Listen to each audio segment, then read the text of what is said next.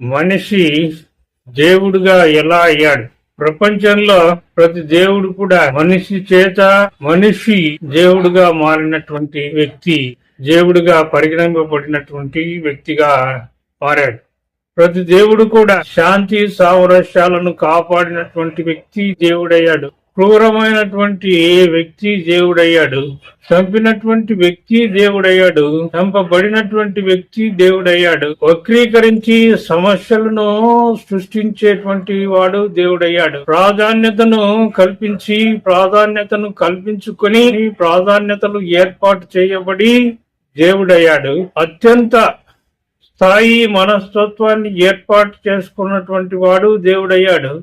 రాజులు దేవుళ్ళయ్యారు, ధనవంతులు దేవుళ్ళయ్యారు, ప్రచార నిమిత్తము దేవుళ్ళైనారు. ఆ ప్రచారాన్ని వ్యతిరేకించినటువంటి వాళ్ళు దేవుళ్ళయ్యారు. నిజాలను చెప్పినటువంటి వాళ్ళు దేవుళ్ళయ్యారు. నిజాలను అబద్ధాలుగా మార్చినటువంటి వాళ్ళు దేవుళ్ళయ్యారు.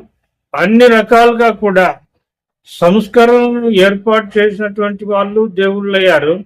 ఆ సంస్కరణలను వ్యతిరేకించినటువంటి వాళ్ళు దేవుళ్ళయ్యారు. జ్ఞానాన్ని పంచినటువంటి వాళ్ళు దేవుళ్ళయ్యారు. ఆ జ్ఞానాన్ని వ్యతిరేకించినటువంటి వాళ్ళు దేవుళ్ళయ్యారు. ప్రతి దేవుడు కూడా మనిషి చేత ఏర్పాటు చేయబడినటువంటి దేవుడు మాత్రమే. కానీ ఏ రంగు, రుచి, ఆకారము, వైఖరి లేని ఆహారాన్ని, జీవితాన్ని, పుట్టుకను, చావును ఇచ్చేటువంటి వాళ్ళు దేవుడు కాలేకపోయారు.